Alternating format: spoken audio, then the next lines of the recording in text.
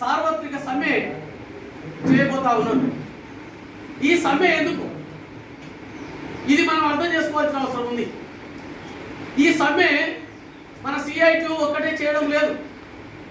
ఈ దేశంలో ఉండే బీజేపీ అనుబంధ సంఘం బిఎంఎస్ తప్ప అన్ని కార్మిక సంఘాలు, ఐఎన్టీయూసీ, ఏఐటీయూసీ, అదేవిధంగా ఐఎఫ్టియు, టిఆర్ఎస్కేవి, అదే హెచ్ఎంఎస్, ఈ పద్ధతుల్లో ఈ దేశంలో ఉండే అన్ని కేంద్ర ట్రేడ్ యూనియన్లు, 11 కేంద్ర ట్రేడ్ యూనియన్లు, అదేవిధంగా రాష్ట్ర ట్రేడ్ యూనియన్లు, టిఎన్టీయూసీతో సహా అన్ని సంఘాలు పిలిపివ్వడం జరిగింది. మార్చి 28, 29 తేదీల్లో దేశవ్యాప్త సార్వత్రిక సమ్మె మేము నిర్వహిస్తామని పిలిపివ్వడం జరిగింది. ఈ సమ్మె ఎందుకు? ఈ సమ్మె మన కార్మికులకు మనకు కనీస వేతనం 26,000 ఇవ్వాలని ఈ సమ్మె చేయడం జరుగుతూ ఉంది. మన గ్రామ పంచాయతీ కార్మికులకు 8,500 మాత్రమే ఇస్తా ఉన్నారు. 8,500లో కూడా కొన్ని మల్టీపర్పస్ వర్కర్ అనే పేరు మీద మల్టీపర్పస్ వర్కర్ చేయాలి. మీరు ఇద్దరే ఉన్నారు, మీరు ఇద్దరితో కరెంటు పని కాదు, మీకు కరెంటు పోలెక్కి ఆడ కరెంటు బల్బులు పెట్టాలి. కాబట్టి కరెంటు పని నీకు రాదు, కాబట్టి నీవు చేస్తలేవు, కాబట్టి వేరే వాళ్ళను కరెంటు పనికి పెట్టినాం. కాబట్టి నీ వేతనం నుంచి, మీ ఇద్దరు జీతం నుంచి సరి 1000 ఇవ్వండి అని చెప్పి అబ్బాయిపల్లిలో ఆ పద్ధతిలో 2,000 సరి 1000 తీసి ఈ ఎలక్ట్రికల్ వర్కర్కు ఇవ్వడం జరుగుతూ ఉంది. ఇక్కడ ఉన్న అంజనగిరి గ్రామంలో గ్రామ పంచాయతీ కార్మికులకు సంబంధించి బార్ సిస్టమ్ లేక, భారీ సిస్టమ్ లేక, విఆర్ఏల లేక గ్రామ పంచాయతీ కార్మికులు అసలుదారుడు ఒకరుంటే మిగతా వాళ్ళు పాలలం కదా, మేము నువ్వు ఒక్కడ ఎట్లా చేస్తావు, ముగ్గురం అన్నదమ్ములో ముగ్గురం చేయాలంటే సర్పంచ్ కానీ పంచాయతీ సెక్రటరీ కానీ ఎవరు ఏమనకపోవడంతో ఒక నెల ఒకరు చేయడం అనేది జరుగుతూ ఉంది. అంటే ఈ పద్ధతిలో చేస్తే ఉద్యోగ భద్రత ఏమున్నట్టు? పంచాయతీ కార్యదర్శికి చెప్పినాం, సర్పంచ్కి చెప్పినాం, డిపిఓకి చెప్పినాం, కలెక్టర్కి దరఖాస్తు ఇచ్చినాం, అయినా ఈ పద్ధతిలో ఈ గ్రామ పంచాయతీ కార్మికులకు భద్రత లేకుండా ఉంది. అదేవిధంగా అంకూరు గ్రామ పంచాయతీలోన సర్పంచ్ ఇష్టానుసారం ఇద్దరిని కార్మికులను తొలగించడం జరిగింది. ఆ విషయం పైన ఖచ్చితంగా వాళ్ళని పెట్టుకోవాలి అని చెప్పారంటే రాజకీయ కారణాలతోన వీళ్ళు ఎదురు మాట్లాడతారనే పేరు మీద ఆ సర్పంచ్ ఎవరు చెప్పినా ఏమని చెప్పి ఇచ్చేస్తే కలెక్టర్కి ఇచ్చినా, డిపిఓకి ఇచ్చినా, ఎండిఓకి చెప్పినా, ఎవరికి చెప్పినా వాళ్ళను మాత్రం తీసుకోలేదు. వాళ్ళ ఇష్టానుసారం వాళ్ళ పొలాల్లో పనిచేసే వాళ్ళకు, వాళ్ళ సొంత పనులకు పనిచేసే వాళ్ళకు, వాళ్ళ కూలీలకు ఆ పద్ధతిలో గ్రామ పంచాయతీ పని అప్పచెప్పడం అనేది జరిగింది. కాబట్టి ఈ పద్ధతిలో దీనికి కారణం ఏంటంటే మల్టీపర్పస్ వర్కర్ పద్ధతి ఉండడం వల్ల ఇది సాధ్యమవుతుంది. కాబట్టి మల్టీపర్పస్ వర్కర్ పద్ధతి రద్దు చేయాలి. గ్రామ పంచాయతీకి సంబంధించిన కార్మికులకు ఎవరి పని వాళ్ళకు కేటగిరీల వారికి అప్పచెప్పాల్సిన అవసరం ఉందని చెప్పి డిమాండ్ చేస్తున్నాం. అదేవిధంగా గ్రామ పంచాయతీ కార్మికులకు కూడా ఈ రోజు కనీస వేతనం 26,000 ఇవ్వాలని చెప్పి డిమాండ్ చేస్తున్నాం. అదేవిధంగా ఈ గ్రామ పంచాయతీ కార్మికులకు సంబంధించి ఉద్యోగ భద్రత ఇవ్వాలి, మున్సిపల్ కార్మికులకు ఉద్యోగ భద్రత ఇవ్వాలి. ఈరోజు మున్సిపల్ కార్మికులకు పోరాడంగా ఇప్పుడు సంబంధించి జీవో నెంబర్ 60 అమల్లోకి వచ్చింది.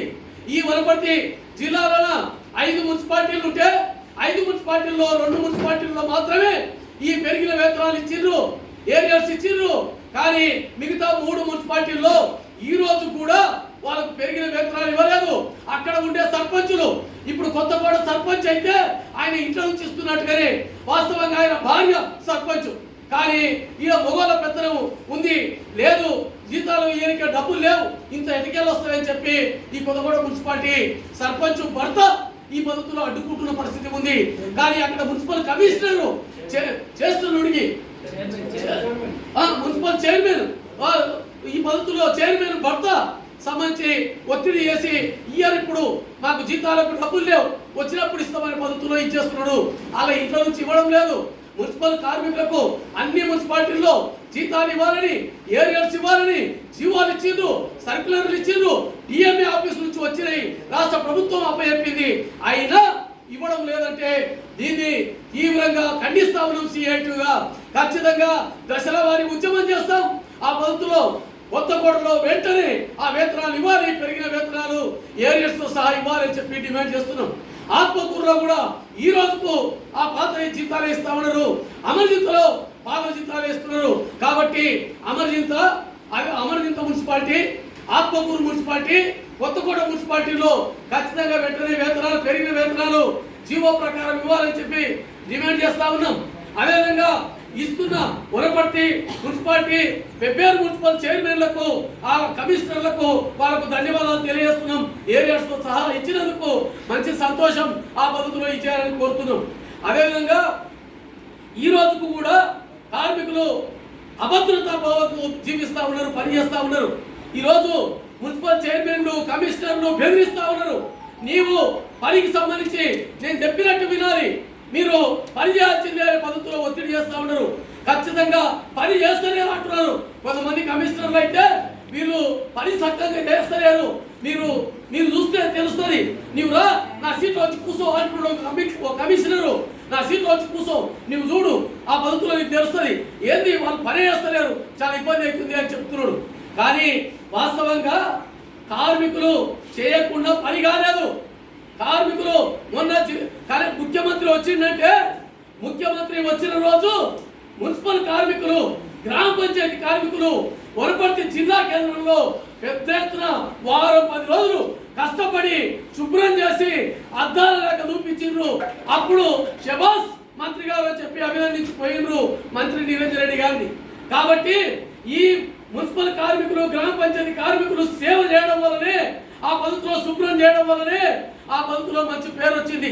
కాబట్టి ఇప్పటికైనా మన మంత్రి గారు చొరవ చేసి ఈ అన్ని మున్సిపాలిటీల్లో అదేవిధంగా ఈ జీతాలు, పెరిగిన జీతాలు ఇప్పించాలని చెప్పి కోరుతా ఉన్నాం. అదేవిధంగా గ్రామ పంచాయతీ కార్మికులకు సంబంధించి ఈ మల్టీ పర్పస్ వర్కర్ పద్ధతి రద్దు చేయాలి. అదేవిధంగా ఈ గ్రామ పంచాయతీ కార్మికులను, మున్సిపల్ కార్మికులను పర్మనెంట్ చేయాలని చెప్పి డిమాండ్ చేస్తా ఉన్నాం. నిన్ననే మన ముఖ్యమంత్రి గారు నిండు అసెంబ్లీలో ప్రకటన చేశారు. కాంట్రాక్ట్ కార్మికులందరినీ నేను పర్మనెంట్ చేస్తా, కాంట్రాక్ట్ కార్మికులందరినీ పర్మనెంట్ చేస్తా అన్నారు. మన మున్సిపల్ కార్మికులు, గ్రామ పంచాయతీ కార్మికులు చాలా సంతోషపడ్డారు. అరే మాకు కూడా పర్మనెంట్ అయిపోయాము అని చెప్పి అందరూ ఫోన్లు చేశారు. కానీ వాస్తవంగా ఆయన చెప్పిన పర్మనెంట్ ఎవరు అంటే, ప్రభుత్వం నిర్ణయించిన ప్రకారము ఎగ్జామ్ రాసి పరీక్షల్లో పాస్ అయ్యి ఇంటర్వ్యూలో తీసుకొని మొత్తం ఏదైతే గవర్నమెంట్ ఉద్యోగస్తులను ఎట్లయితే తీసుకుంటారో సిస్టమేటిక్ గా అటువంటి అన్ని అర్హతలు ఉన్న వాళ్ళకే, ఆ సర్టిఫికెట్లు ఉన్న వాళ్ళకు మాత్రమే ఆ 11,000 మందిని పర్మనెంట్ చేస్తున్నారు. ఇంకా కొంతమంది దాదాపు 4,000 మంది కోర్టు పోయిన వాళ్ళు, మిగతా కొన్ని సమస్యలు ఉన్న వాళ్ళు ఇప్పటికీ తీసుకుంటామని చెప్పలేదు. వాళ్ళని కోర్టు నుంచి వచ్చినాక తీసుకుంటామని చెప్పడం అనేది జరుగుతూ ఉంది. కాబట్టి చాలా సంతోషం. ఇప్పటికైనా కాంట్రాక్ట్ తెలంగాణ వస్తే కాంట్రాక్ట్ అనే పదమే కూడా నేను ఖచ్చితంగా నేను పర్మనెంట్ చేస్తాను. చాలా సంతోషం ఇప్పటికైనా. కానీ కాంట్రాక్ట్ కార్మికులు అంటే వాళ్ళే లేరు. మున్సిపల్ కార్మికులు గత 30 ఏళ్ల నుంచి కాంట్రాక్ట్ కార్మికులుగా, అవుట్ సోర్సింగ్ కార్మికులుగా వెట్టి చాకరీ చేస్తున్నారు, తక్కువ వేతనాలతో పనిచేస్తా ఉన్నారు. అదేవిధంగా గ్రామ పంచాయతీ కార్మికులు కూడా ఉద్యోగ భద్రత లేకుండా అభద్రతా భావంతో అనేక రకాల ఇబ్బందులు పడుతూ తక్కువ వేతనాలతో పని చేయడం అనేది జరుగుతూ ఉంది. కాబట్టి ఉద్యోగ భద్రత కల్పించాలి, అందరినీ పర్మనెంట్ చేయాలి. కాంట్రాక్ట్ కార్మికులను మున్సిపల్ కానీ గ్రామ పంచాయతీ కార్మికులను కానీ పర్మనెంట్ చేయాలని చెప్పి డిమాండ్ చేయడం అనేది జరుగుతూ ఉంది. అదేవిధంగా మార్చి 28, 29 తేదీల్లో జరిగే ఈ సమ్మె ప్రధానంగా ఇది దేశభక్తియుతమైన సమ్మె, ఇది దేశం కోసం జరుగుతున్న సమ్మె, కార్మికుల హక్కుల సాధన కోసం జరుగుతున్న సమ్మె. కాబట్టి ఈ సమ్మెకు సంబంధించి మనం అర్థం చేసుకోవాల్సిన అవసరం ఉంది. ఈ సమ్మె ప్రధానంగా ఈ దేశంలో ఉండే ప్రభుత్వ రంగ సంస్థలను ప్రైవేట్ పరం చేయడానికే ఈ కేంద్ర బీజేపీ ప్రభుత్వం కుట్ర పన్నింది. ఇప్పటికే నేషనల్ మానిటైజేషన్ పైప్ లైన్ అనే పేరు మీద ప్రభుత్వ రంగ సంస్థలను కారు చౌకగా 6 లక్షల కోట్ల రూపాయలకు అప్పనంగా అప్పచెప్తా ఉన్నారు. రైల్వేలు కానీ, విమానయానం కానీ, రోడ్లు కానీ ఈ పద్ధతిలో అన్ని ప్రభుత్వ రంగ సంస్థలను నేను అమ్ముకుంటున్నా, లీజుకి ఇస్తున్నా, నగరీకరణ చేస్తున్నా అని చెప్పి ప్రకటించారు. కాబట్టి ఈ నగరీకరణను మేము వ్యతిరేకిస్తా ఉన్నాం. ఖచ్చితంగా ఇంకో రూపంలో నగరీకరణ ముసుగులో ప్రైవేటీకరణ తప్ప ఇంకోటి కాదు ఇది. కాబట్టి అది నగరీకరణ ఆపాలని చెప్పి డిమాండ్ చేస్తా ఉన్నాం. అదేవిధంగా ఆరోగ్య రంగానికి నిధులు పెంచాల్సిన అవసరం ఉంది. ఆరోగ్య రంగానికి నిధులు పెంచాల్సిన అవసరం ఉంది. బడ్జెట్లో కేంద్ర బడ్జెట్ ప్రవేశపెట్టింది, రాష్ట్ర బడ్జెట్ ప్రవేశపెట్టారు. అంటే కేంద్ర రాష్ట్ర ప్రభుత్వాలు బడ్జెట్ పెట్టి ఈ బడ్జెట్లో కార్పొరేట్లకు, ధనవంతులకు అనుకూలంగా, పేదలకు వ్యతిరేకంగా వీళ్ళు బడ్జెట్ సంబంధించి పెట్టడం జరిగింది. దాన్ని మేము తీవ్రంగా వ్యతిరేకిస్తా ఉన్నాం CIT నుంచి.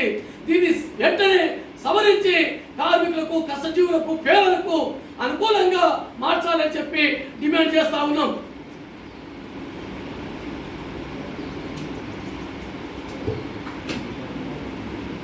కేంద్ర ప్రభుత్వం పెట్టిన బడ్జెట్లో ఆర్థిక శాఖ మంత్రి నిర్మలా సీతారామన్ గారు ఒక్క మాట చెప్పారు. ఏమనంటే 12% కార్పొరేట్ పన్ను ఉంటే దాన్ని 7% తగ్గించినామని చెప్పారు. అంటే 100కి 5 రూపాయలు తగ్గించారు పన్ను. అదేవిధంగా ఇంకో మాట చెప్పింది, 2022 జనవరి నెలలో మేము 1,43,000 కోట్ల రూపాయలు GST పన్ను వసూలు చేయడం అనేది జరిగిందని చెప్పారు. అంటే GST పన్ను ఎవరి మీద అంటే పేదల మీద పన్ను వసూలు చేయడం అనేది జరిగింది. కాబట్టి పేదల మీదనేమో పన్నులు విపరీతంగా వేసి వసూలు చేస్తూ ఉన్నారు, ధరలన్నీ పెంచుతూ ఉన్నారు. పెట్రోలియం ఉత్పత్తుల ధరలు ఆకాశానికి అంటుతూ ఉన్నాయి. క్రూడ్ ఆయిల్ ధరలు అంతర్జాతీయంగా తగ్గినా ఈడ మాత్రం తగ్గడం లేదు, ఈడ పెరుగుతూనే ఉన్నాయి. పెట్రోల్ ధరలు మన నరేంద్ర మోడీ ప్రధానమంత్రిగా అయినప్పుడు అది ఎంత ఉన్నది? పెట్రోల్ ధరలు 52 రూపాయలు ఉండే, ఇప్పుడు 110 రూపాయలు అయింది, 110 రూపాయలు లీటర్ అయింది. అదేవిధంగా డీజిల్ ధరలు పెరిగినాయి. వంట గ్యాస్ ధర 350 రూపాయలు ఉండే 2014లో, ఈరోజు 1000 రూపాయలు అయింది. ఇట్లా మాత్రమే కాదు, ఈ వంట గ్యాస్కు మనకు సబ్సిడీ వస్తుండే. ఈ నరేంద్ర మోడీ అధికారంలోకి వచ్చినప్పుడు సబ్సిడీ చేస్తాం, మీరు బ్యాంకు లింకేజ్ ఇవ్వండి, మీరు ఆధార్ కార్డు బ్యాంకుకు లింకు చేస్తే మీకు గ్యాస్ డబ్బులు దీంట్లో పడతాయని చెప్పారు. పడ్డాయి, 3 నెలలు 6 నెలలు పడ్డాయి. తర్వాత ఇప్పుడు ఎలాంటి సబ్సిడీ అమౌంట్ మనకు రావడం లేదు. అంటే మొత్తము సబ్సిడీ చేయడం జరిగింది. అదేవిధంగా ధరలు, నిత్యావసర వస్తువుల ధరలు చాలా విపరీతంగా పెరిగిపోయినాయి. మనకు ధరలు పెరిగినప్పుడు మనకు జీతం పెరగాలి. జీతం పెరిగితే ఆ పద్ధతిలో మనకు ఇబ్బంది ఉండదు.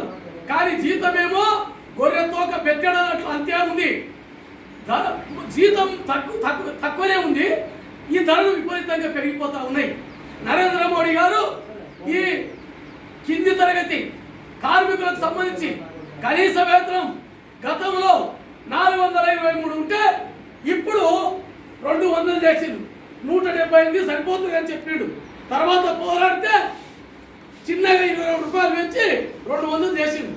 ఈ పద్ధతుల్లో అంటే జీతం తగ్గిస్తున్నాడు, ధరలు పెంచుతున్నాడు నరేంద్ర మోడీ. అది మనం అర్థం చేసుకోవాల్సిన అవసరం ఉంది. అదేవిధంగా మన ఉపాధి హామీ పని గ్రామీణ ప్రాంతాల్లో నడుస్తూ ఉంది. అది 100 రోజుల పని అన్నారు. కానీ ఈ 100 రోజుల పని మీరు ఎంత తీసుకుంటారు ఆ బాటిల్ పంపు. ఇప్పుడు ఈ ఉపాధి హామీ 100 రోజుల పని సంబంధించి 200 రోజుల పని ఇవ్వాలని మనం డిమాండ్ చేస్తూ ఉన్నాం. గతంలో బడ్జెట్లో 93,000 కోట్ల రూపాయల బడ్జెట్ ఉపాధి హామీకి ఉంటే ఇప్పుడు 73,000 కోట్లకు తగ్గించారు. అంటే ఉపాధి పెరగాలి, ఎక్కువ 200 రోజుల పని ఇవ్వాలి, 600 కూలి ఇవ్వాలి. కేరళ రాష్ట్రంలో 600 రూపాయల కూలి ఇస్తున్నారు, రోజు కూలి. మనతో ఎందుకు ఇవ్వరు? కాబట్టి 600 రూపాయల కూలి ఇవ్వాలి. అదేవిధంగా మున్సిపల్ పట్టణాల్లో అసంఘటిత కార్మికులు ఉపాధి లేక అనేక రకాల ఇబ్బంది పడుతూ ఉన్నారు. కాబట్టి ఈ ఉపాధి హామీని మున్సిపల్ పట్టణాలకు కూడా వర్తింపజేయాలని చెప్పి మనం డిమాండ్ చేయడం అనేది జరుగుతూ ఉంది. అదేవిధంగా కరోనా కాలంలో ధనవంతులను మరింత ధనవంతులు చేశారు. ఇంతకుముందు 2021 జనవరిలోన 102 మంది పెద్ద పెద్ద ధనవంతులు, శతకోటీశ్వరుల సంపద 102 మందికి 23,16,000 కోట్ల రూపాయలు ఉంటే 2021 డిసెంబర్కి వచ్చే వరకు వాళ్లకు 53,16,000 కోట్లకు పెరిగింది. అంటే 30 లక్షల కోట్ల రూపాయలు ఒక్క సంవత్సరంలో వాళ్ళ సంపద పెరిగింది. ఆ ముఖేష్ అంబానీ ఒక నిమిషానికి సంపద 75 కోట్లు, ఒక రోజుకు 2,700 కోట్లు. ఈ పద్ధతిలో వాళ్ళ ఆస్తులు పెరుగుతుంటే వాళ్లకు పన్ను మినహాయింపులు ఇస్తా ఉన్నారు. ఈ నరేంద్ర మోడీ వచ్చిన తర్వాత 9 లక్షల కోట్ల రూపాయలు పన్ను మినహాయింపు ఇవ్వడం జరిగింది. అదేవిధంగా బ్యాంకులకు అప్పులు ఎగ్గొడితే వాళ్ళకు ధనవంతులకు ఇబ్బంది అయింది, వాళ్ళు కట్టలేరని చెప్పి ఆ పద్ధతిలో 63,000 కోట్ల రూపాయలు ఇంతకుముందు ఇచ్చేసారు. ఈ 8 నెలల కాలంలో 10 లక్షల కోట్ల రూపాయలు ఆ అప్పులు మాఫీ చేయడం అనేది జరిగింది. కాబట్టి బ్యాంకులకు సంబంధించి అప్పులు కూడా ఆ పద్ధతిలో మాఫీ చేశారు, రాయితీలు ఇస్తా ఉన్నారు. కాబట్టి కాకులను కొట్టి గద్దలకేసినట్లు పేదలను కొట్టి పెద్దలకేస్తా ఉన్న పరిస్థితి ఉన్నది. అదేవిధంగా మన తెలంగాణ ప్రభుత్వం నిన్ననే బడ్జెట్ ప్రవేశపెట్టారు. ఆ బడ్జెట్ చూస్తే అందరినీ మైమర్పిస్తుంది. ఈ బడ్జెట్ చాలా సంతోషంగా అనిపిస్తుంది. ఎందుకంటే 2,56,000 కోట్ల బడ్జెట్ పెట్టిండ్రు. ఇంత భారీ బడ్జెట్ అదేవిధంగా దళితులకు కానీ, గిరిజనులకు కానీ, ఎస్సీలకు కానీ, బీసీలకు కానీ అందరికీ మంచి చేస్తుంది ఈ బడ్జెట్ అనే పద్ధతిలో కలలు కానేటట్టు చేయటం అనేది జరిగింది. కానీ మనం ఈ 8 నెలల కాలంలో చూస్తే మన కేసీఆర్ ప్రభుత్వం బడ్జెట్లో ఆకాశాల్లో నిధులు చూపిస్తారు బ్రహ్మాండంగా, కానీ ఖర్చు మాత్రము పాతాళంలో ఉంటుంది. నిన్న పెట్టిన బడ్జెట్లో 2,56,000 కోట్లు అంటే ఇప్పుడు మొత్తం పన్నుల ద్వారా 1,08,000 కోట్ల రూపాయలు పన్నులు వసూలు చేస్తామని చెప్పి ప్రకటించారు. అంటే మన మీదనే భారం వేయబోతున్నారు. మన పేదల పైన భారం వేసి ఆ పద్ధతిలో అత్త సొమ్ము అల్లుడు దానం చేసినట్టు మన ప్రజల సొమ్ము ధనవంతులకు దానం చేస్తా ఉన్నారు. కాబట్టి ఇట్లా మాత్రమే కాదు, గతంలో ఇండ్లు కట్టుకునేటోళ్లకు పోయిన బడ్జెట్లో మన ఆర్థిక మంత్రి చెప్పారు, పోయిన తెలంగాణ బడ్జెట్లో ఇంటి స్థలం ఉంటే వాళ్ళకు ఇల్లు కావాలంటే, లోన్ కావాలంటే 5 లక్షలు ఇస్తామని చెప్పారు. కానీ ఇప్పుడు 5 లక్షలు కాదు 3 లక్షలకు తగ్గించారు. 3 లక్షలు ఇస్తామని ప్రకటించారు. డబుల్ బెడ్రూమ్ ఇల్లు సంబంధించి కట్టిరు, వాటిని సంబంధించి ఆ డబుల్ బెడ్రూమ్ ఇల్లు చూడడానికి మాత్రమే ఉన్నాయి. ఆ గోడలకు ఎవరిని పంపడం లేదు. ఎలక్షన్లు అప్పుడు పంపుతారో ఏమో. కాబట్టి ఆ డబుల్ బెడ్రూమ్ ఇళ్లకు అందరినీ పేదలకు, అర్హులైన వాళ్లకు పంపాలని చెప్పి మనం కోరుతా ఉన్నాం. అదేవిధంగా ఈరోజు చాలా సంతోషమైన వార్త ప్రకటించారు మన ముఖ్యమంత్రి గారు. మొత్తం ఉద్యోగాలను, ఖాళీలను భర్తీ చేస్తా, మొత్తం 80,000 పోస్టులు భర్తీ చేస్తా అని చెప్పారు. చాలా సంతోషం. కానీ చెప్పిన మాట నిలబెట్టుకోవాలి. బడ్జెట్లో చెప్పిన నిధులు కోతలు పెట్టొద్దు. గతంలో కూడా సామాజిక తరగతులకు 30,000 కోట్ల రూపాయలు కేటాయించి 5,600 కోట్లు మాత్రమే ఖర్చు పెట్టడం జరిగింది. కాబట్టి కోతలు పెట్టొద్దు. ఉన్నది ఉన్నట్టుగా మీరు ఏదైతే చెప్పిందో దాని మీద టికానై ఆ పద్ధతిలో ఖర్చు పెట్టాలని చెప్పి డిమాండ్ చేయడం అనేది జరుగుతూ ఉంది. అదేవిధంగా మన ఏదైతే 80,000 పోస్టులు చెప్పారు, వీటిని సంబంధించి మన ముఖ్యమంత్రి గారు ఒక మాట చెప్పారు. నోటిఫికేషన్ తర్వాత నోటిఫికేషన్ ఇస్తా, ఈ నోటిఫికేషన్లు అందరు ఎగ్జామ్స్ రాసినట్టుగా ఇస్తా అన్నారు. చాలా సంతోషం. కానీ దానికి టైం బాండ్ పెట్టి పద్ధతి ప్రకారం వెంటనే ఆ నోటిఫికేషన్ చేసి ఆ ఎగ్జామ్స్ రాయించి ఆ పద్ధతిలో ఉద్యోగాలు వచ్చేటట్టుగా చేయాలి. లేకపోతే కోచింగ్ సెంటర్లు నిండుతాయి. కొంతమంది కోచింగ్ ఇచ్చే యజమానులు ఎవరైతే ఉంటారో వాళ్ళు మొత్తం లక్షల రూపాయలు దండుకుంటారు. కానీ వీరికి ఉద్యోగం రాదు, అక్కడ నోటిఫికేషన్ రాదు, ఎదురు చూసుకుంటా టైం అంతా ఇదైపోతుంది. కాబట్టి ఇప్పటికైనా చెప్పిన మాట ప్రకారం ఖాళీలు భర్తీ చేయాలి. అదేవిధంగా బడ్జెట్ సక్రమంగా కోతలు లేకుండా చేయాలని చెప్పి డిమాండ్ చేస్తూ ఈ నెల 28వ తారీఖు నాడు జిల్లా మొత్తంగా అన్ని రంగాల కార్మికులు, పేదలు, రైతులు, కూలీలు అందరూ కూడా కార్మికుల హక్కుల కోసం మనం జరుగుతున్న దేశవ్యాప్త సమ్మెలో వనపర్తిలో 28వ తారీఖు నాడు కలెక్టరేట్ ముట్టడి ఉంటుంది. కాబట్టి ర్యాలీకి అందరూ రావాలి. అదేవిధంగా 29వ తారీఖు నాడు ఎవరి మండలంలో వాళ్ళు పెద్ద ఎత్తున ధర్నాలు నిర్వహించాలని, అదేవిధంగా మీరంతా కూడా సమ్మె నోటీసులు ఇవ్వాలని తెలియజేస్తూ